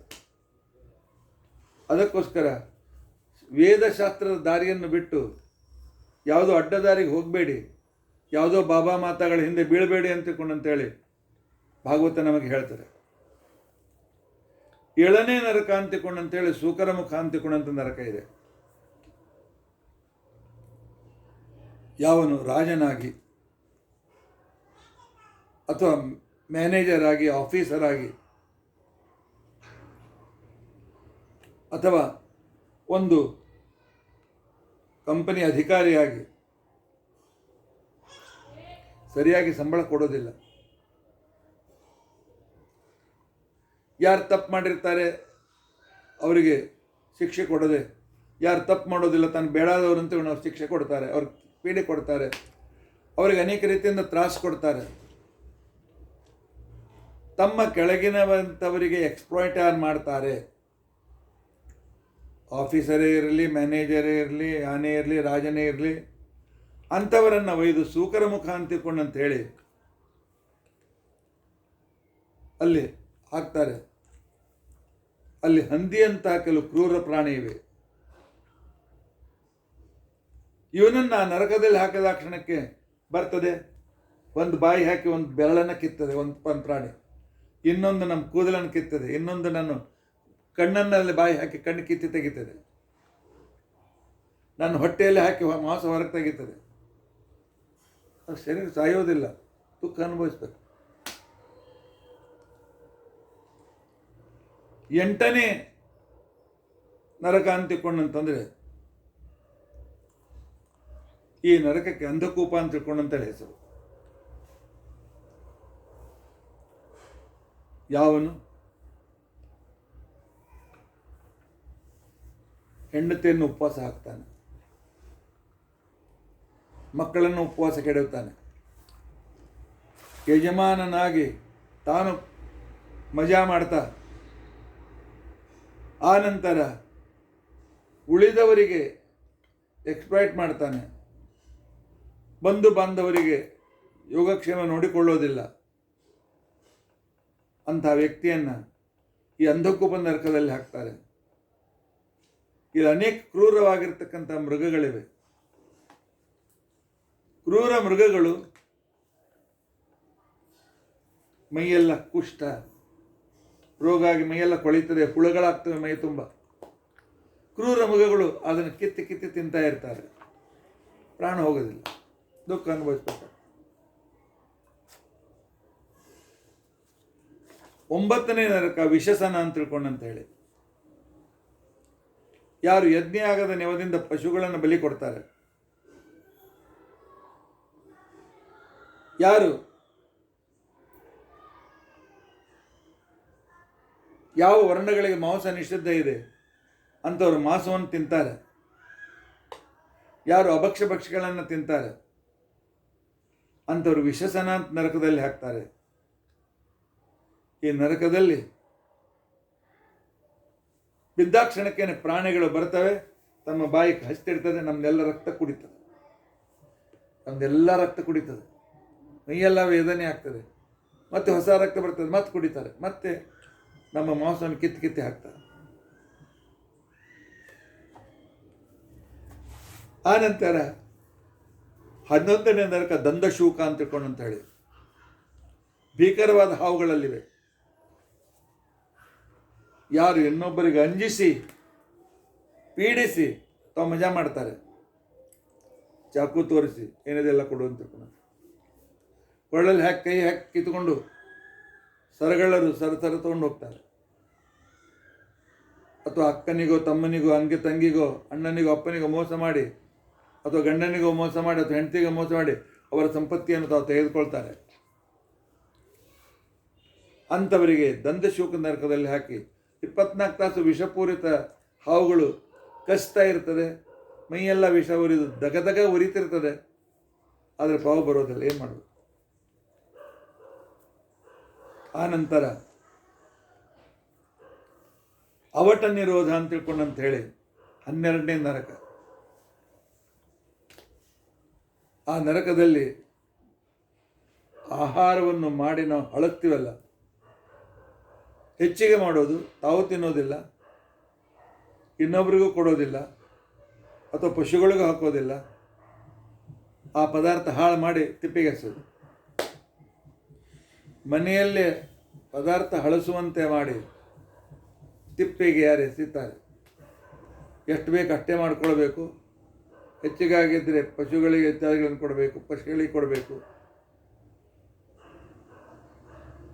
ಇನ್ನು ಹಿಂದಿನ ಕಾಲದಲ್ಲಿ ಹಾಗೆ ನೆಲದಲ್ಲಿ ನೆಲಮನೆ ಮಾಡ್ತಾಯಿದ್ರು, ಅಲ್ಲಿ ಕಾಳುಗಳನ್ನು ಇಟ್ಟು ಸಂರಕ್ಷಣೆ ಮಾಡ್ತಿದ್ರು. ಅದು ಎಷ್ಟೋ ಸಲ ಕಾಳು ಕೆಟ್ಟು ಹೋಗ್ತಿತ್ತು, ಅದನ್ನು ಇನ್ನೊಬ್ಬರಿಗೆ ಕೊಡ್ತಿದ್ದಿಲ್ಲ, ತಾವು ತಗೋತಿದ್ದಿಲ್ಲ, ತನ್ನಲ್ಲಿರ್ತಕ್ಕಂಥ ಹಣವನ್ನು ತಾನೂ ಭೋಗ ಮಾಡೋದಿಲ್ಲ, ಇನ್ನೊಬ್ರಿಗೆ ಕೊಡೋದಿಲ್ಲ. ಇಂಥವರಿಗೆ ಅವಟ ನಿರೋಧ ಅಂತ ತಿಳ್ಕೊಂಡಂಥದ್ದು. ಅಲ್ಲಿಯೂ ಕೂಡ ಹಗೆಗಳಿವೆ, ಅಲ್ಲಿ ಹಾಕಿಬಿಡ್ತಾರೆ, ಬಾಗಿಲು ಬಂದ್ ಮಾಡ್ತಾರೆ, ಶ್ವಾಸ ಗಟ್ಟಿ ಗಟ್ಟಿ ಗಟ್ಟಿ ಇವನು ಸಂಕಟ ಪಡ್ತಾ ಇರ್ತಾನೆ, ಪ್ರಾಣ ಹೋಗೋದಿಲ್ಲ, ಸಂಕಟ ಪಡಬೇಕಾಗ್ತದೆ. 13ನೇ ನರಕ ಪರ್ಯಾವರ್ತ ಅಂತ ತಿಳ್ಕೊಂಡಂತ ಹೇಳಿ. ಮನೆಗೆ ಬಂದಿರ್ತಕ್ಕಂಥ ಪೀಡ ಯಾಕೆ ಬಂತಪ್ಪ, ಇವ್ರು ಊಟಕ್ಕೆ ಹಾಕ್ಬೇಕಲ್ಲ, ಅತಿಥಿಗಳನ್ನು ವಕ್ರದೃಷ್ಟಿಯಿಂದ ನೋಡುವ, ಬಂಧು ಬಾಂಧವರು ಬಂದಾಗ ಪೀಡ ಯಾಕೆ ಬಂತು ಅಂತ ತಿಳ್ಕೊಂಡಂತೇಳಿ ಅವರಿಗೆ ತಿರಸ್ಕಾರ ಮಾಡ್ತಕ್ಕಂಥ ವ್ಯಕ್ತಿಗಳು ಅಂತೇನಿದ್ದಾರೆ ಅವರೆಲ್ಲರಿಗೂ ಕೂಡ ಪರ್ಯಾವರ್ತ ನರಕದಲ್ಲಿ ಹಾಕ್ತಾರೆ. ಇಲ್ಲಿ ಹೋದಾಕ್ಷಣಕ್ಕೇನೆ ದೊಡ್ಡ ದೊಡ್ಡ ಕೊಕ್ಕೆ ಇದ್ದ ಪಕ್ಷಿಗಳಿವೆ, ಅವು ಬರ್ತವೆ, ಕುಗ್ತದೆ, ಶರೀರ ಕುಗ್ತದೆ, ತೂತು ಮಾಡ್ತದೆ, ಕಣ್ಣಿಗೆ ಕುಗ್ತದೆ, ಮೂಗಿನಲ್ಲಿ ಕುಗ್ತದೆ, ಕಣ್ಣು ಹೊಡೆದಾಗ್ತದೆ, ಕಿವಿಯನ್ನು ಹೊಡೆದಾಗ್ತದೆ, ತಮ್ಮ ಚೂಪಾದ ಇದರಿಂದ ಶರೀರ ಕ್ಷತವಿಕ್ಷತವಾಗ್ತದೆ, ದುಃಖ ಅನುಭವಿಸಬೇಕು, ಆದರೆ ಸಾವಿಲ್ಲ. 14ನೇ ನರಕ ಅಂದರೆ ಸೂಚಿ ಮುಖ ಅಂತ ತಿಳ್ಕೊಂಡಂತ ಹೇಳಿದ್ರು. ಯಾವನು ಯಾವಾಗಲೂ ಇನ್ನೊಬ್ಬರ ಮೇಲೆ ಸಂಶಯ ಪಡ್ತಾನೆ, ತಂದೆಯ ಮೇಲೆ ಸಂಶಯ, ತಾಯಿಯ ಮೇಲೆ ಸಂಶಯ, ಬಂಧುಗಳು ಗುರುಗಳ ಮೇಲೆ ಸಂಶಯ, ಬಂಧು ಬಾಂಧವ ಸಂಶಯ, ಹೆಂಡತಿ ಮೇಲೆ ಸಂಶಯ, ಗಂಡನ ಮೇಲೆ ಸಂಶಯ, ಕಾರಣವಿಲ್ಲದೆ ಸಂಶಯ ಮಾಡೋರನ್ನು ಪೀಡಿಯಾರು ಕೊಡ್ತಾರೆ. ಅಂಥವರಲ್ಲಿ ಸೂಚಿಮುಖ ಅಂತ ನರಕ ಇದೆ.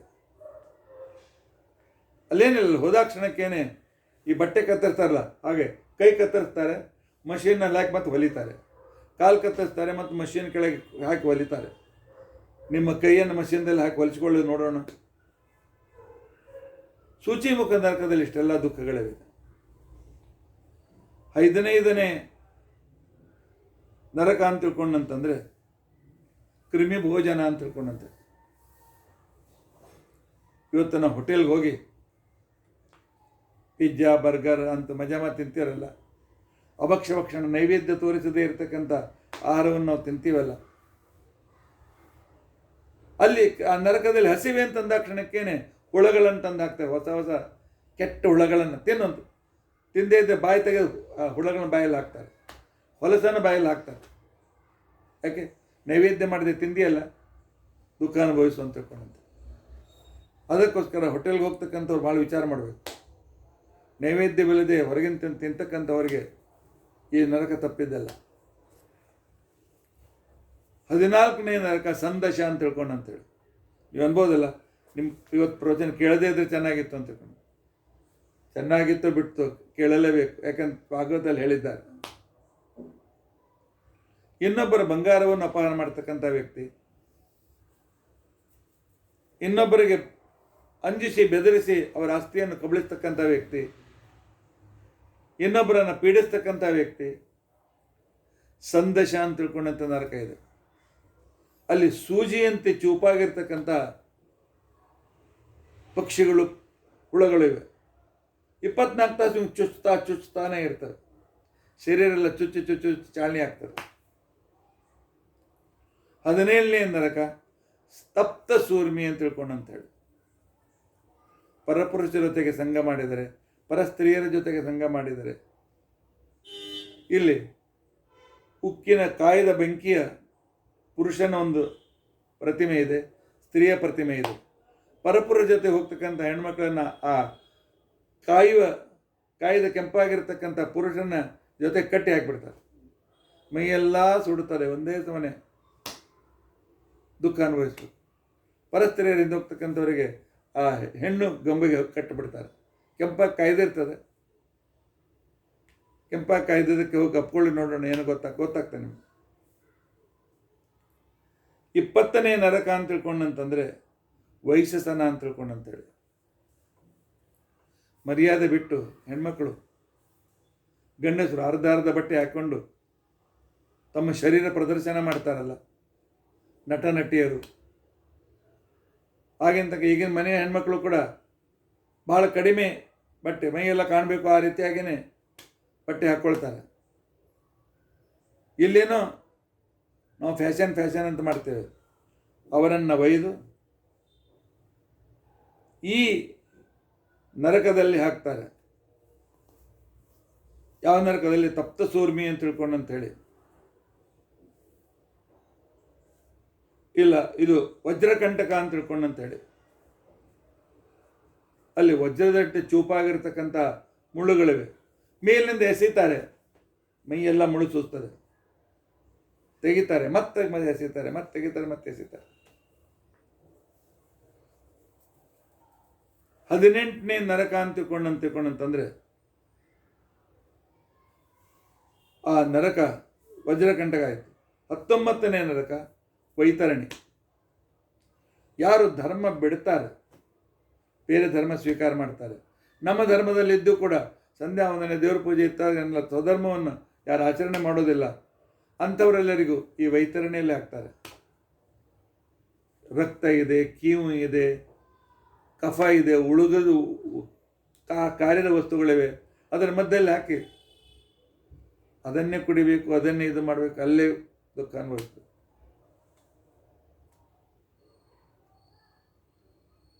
20ನೇ ನರಕ ಅಂತ ತಿಳ್ಕೊಂಡಂತಂದರೆ ವೈಶಸನ ಅಂತ ತಿಳ್ಕೊಂಡಂತೆ ನರಕ. ಬ್ರಾಹ್ಮಣನಾಗಿ ಭಕ್ಷಣ ಮಾಡಿದರೆ, ಹೆಣ್ಣು ಮಕ್ಕಳಾಗಿ ಲಜ್ಜೆಯನ್ನು ಬಿಟ್ಟು, ನಾಚಿಕೆ ಬಿಟ್ಟು ತಮ್ಮ ಶರೀರದ ದರ್ಶನಾದಿಗಳನ್ನೆಲ್ಲ ಮಾಡಿಸಿದರೆ, ಇಂಥವರಿಗೆ ವೈಶಸನ ಅಂತ ನರಕಕ್ಕೆ ಹಾಕ್ತಾರೆ. ಈ ನರಕದಲ್ಲಿ ಮರಕ್ಕೆ ಉಲ್ಟಾ ಹಾಕ್ತಾರೆ. ಯಮದೂತರು ಬಾಣ ಬಿಡ್ತಾರೆ. ಒಂದು ಬಾಣ ಬಂದು ಕಣ್ಣಲ್ಲಿ ಚುಚ್ಚಿಕೊಳ್ತಾರೆ, ಇನ್ನೊಂದು ಬಾಣ ಹೊಟ್ಟೆಗೆ ಚುಚ್ಚಿಕೊಳ್ತಾರೆ, ಮತ್ತೆ ತೆಗಿತಾರೆ, ಮತ್ತೆ ಬಾಣ ಎಸೆತಾರೆ. 21ನೇ ನರಕ ಅಂತ ತಿಳ್ಕೊಂಡಂತಂದರೆ ಸಾರಮೇಯೋದನ ಅಂತ ತಿಳ್ಕೊಂಡಂತಿದೆ. ಯಾರು ಇನ್ನೊಬ್ಬರಿಗೆ ಎಕ್ಸ್ಪ್ಲಾಯ್ಟ್ ಮಾಡ್ತಾರೆ, ಯಾರು ಗಂಡ ಹೆಂಡತಿ ಜಗಳ ಮಾಡಿ ಅವರಿಬ್ಬರನ್ನು ಬೇರೆ ಮಾಡ್ತಾರೆ, ಯಾರು ಅಮ್ಮ ಮಕ್ಕಳನ್ನು ಬೇರೆ ಮಾಡ್ತಾರೆ, ಗಂಡ ಹೆಂಡತಿಯನ್ನು ಬೇರೆ ಮಾಡುವ ಬಂಧುಗಳು, ಅತ್ತೆ ಇತ್ಯಾದಿಗಳು, ಮಕ್ಕಳನ್ನು ಬಿಡಿಸುವ ತಾಯಿ ಮಕ್ಕಳಲ್ಲಿ ತಂದೆ ಮಕ್ಕಳಲ್ಲಿ ಭೇದ ಹುಟ್ಟಿಸುವ ಹೊಸದಾಗಿ ಬಂದ ಹೆಂಡತಿ, ಒಟ್ಟು ಸಂಬಂಧವನ್ನು ಎಲ್ಲ ಕೆಡಿಸ್ತಕ್ಕಂಥವ್ರು ಅಂತ ಏನಿದ್ದಾರೆ ಸಾರಮಯೋಧನ ಅಂತ ಒಂದು ನರಕದಲ್ಲಿ ಹಾಕ್ತಾರೆ. 21ನೇ ನರಕ. ಇಲ್ಲಿ ಕ್ರೂರವಾದ ಹಲ್ಲುಗಳ ನಾಯಿ ಇದೆ. ಹೋದಾಕ್ಷಣಕ್ಕೆ 10-8 ನಾಯಿಗಳೊಂದು ಹರಿದಿಂಚಿ ಮತ್ತೆ ಸೇರಿಯವರು ಕುಡ್ಕೋತದೆ, ದುಃಖ ಅನ್ವಯಿಸೋಕೆ ಮತ್ತೆ ಹರಿದಿಂತಾಗ್ತದೆ. ಆದ್ದರಿಂದಾಗಿ ಯಾರು ಸಂಬಂಧ ಕೆಡಿಸ್ಲಿಕ್ಕೆ ಹೋಗಬೇಡ. ಇದಲ್ಲದೆ ಮತ್ತು 8 ನರಕಗಳಿವೆ. ಈಗಾಗಲೇ 1 ಗಂಟೆ ಆಗಿ ಹೆಚ್ಚಾಗಿದೆ. ಈ ನರಕ ನೋಡಿದ್ರೆ ನಮ್ಗೆ ಅನಿಸ್ತಲ್ಲ, ಈ ಲಿಸ್ಟ್ನಲ್ಲಿ ಕೆಲವು ಲಿಸ್ಟ್ನಲ್ಲಿ ನನ್ನ ಹೆಸರಿದೆ. ಹಾಗಾದ್ರೆ ನರಕ ಸಿಗಬಾರ್ದು ಅಂತಂದ್ರೆ ಏನು ಮಾಡಬೇಕು? ಒಂದೇ ಉಪಾಯ, ತಪ್ಪು ಮಾಡಿದ ನಂತರ ಪಶ್ಚಾತ್ತಾಪ ಪಟ್ಟು ಆ ತಪ್ಪು ಇನ್ನೊಮ್ಮೆ ಮಾಡದೆ ಪರಮಾತ್ಮನ ಸ್ಮರಣೆಯನ್ನು ಮಾಡ್ತಾ ವ್ರತ ನಿಯಮ ಉಪವಾಸ ಏಕಾದಶಿ ವ್ರತ ಹೋಮಾನುಮಾದಿಗಳನ್ನು ಮಾಡಿ ಈ ಪಾಪಗಳಿಂದ ನಾವು ಮುಕ್ತರಾಗಲಿಕ್ಕೆ ಬರ್ತದೆ. ನಾನು ಧನುರ್ಮಾಸದಲ್ಲಿ ಭದ್ರಲಕ್ಷ್ಮಿ ಸ್ತೋತ್ರ ಅಂತ ಹೇಳಿದೆ. ಈ ಧನುರ್ಮಾಸದಲ್ಲಿ ದಿನಾಲೂ ಅದನ್ನು ಹೇಳ್ತಾ ಇದ್ದರೆ ನಮ್ಮ ಪಾಪಗಳೆಲ್ಲೂ ದೂರವಾಗ್ತದೆ, ನಮಗೆ ನರಕ ಆಗೋದಿಲ್ಲ. ಇದನ್ನು ನಾವು ಅರ್ಥ ಮಾಡಿಕೊಳ್ಬೇಕು. 21ನೇ ಈ ವೈಭವ, 21ನೇ ಸಂಖ್ಯೆ ನಮಗೇನು ಮಾರ್ಗದರ್ಶನ ಮಾಡ್ತದೆ ಅಂತ ಅನ್ನೋದನ್ನು ಇಲ್ಲಿವರೆಗೆ ನಾವು ತಿಳಿದಿದ್ದೇವೆ. ಇತಿ ಅಧ್ಯಕ್ಷತಾ ಪ್ರಸಕ್ತಿ. ಹರೇ ರಾಮ ರಾಮ ರಾಮ ಹರೇ ಹರೇ, ಹರೇ ಕೃಷ್ಣ ಕೃಷ್ಣ ಕೃಷ್ಣ ಹರೇ ಹರೇ. ಉಗ್ರಂ ವೀರಂ ಮಹಾವಿಷ್ಣುಂ ಜ್ವಲಂತಂ ಸರ್ವತೋಮುಖಂ ನೃಸಿಂಹಂ ಭೀಷಣಂ ಭದ್ರಂ ಮೃತ್ಯುಂ ನಮಾಮ್ಯಹಂ. ಅಚ್ಯುತಾನಂತ ಗೋವಿಂದ ಸ್ಮೃತಿ ಮಾತ್ರಾರ್ಥನಾಚನ ರೋಗಾನ್ಮೇ ನಾಶಯ ಶೇಷಾನ್ ಆಶುಧನ್ವಂತರೇ ಹರೇ. ಅಕ್ಷಯಂ ಕರ್ಮಯಸ್ಮಿನ್ ಪರೇ ಸ್ವರ್ಪಿತಂ ಪ್ರಕ್ಷಯಂ ಯಾಂತಿ ದುಃಖಾನಿ ಅನ್ನಾಮತಃ ಅಕ್ಷರೋ ಯೋಜನ ಸರ್ವದೈವಾಮೃತಃ ಕುಕ್ಷಿಕಂ ವಿಶ್ವಂ ಸದಾ ಜಾದಿಕಂ ಪ್ರೀಣಯಾಮೋ ವಾಸುದೇವಂ ದೇವತಾ ಮಂಡಲ ಖಂಡಮಂಡಲಂ. ಶ್ರೀಕೃಷ್ಣಾರ್ಪಣಮಸ್ತು.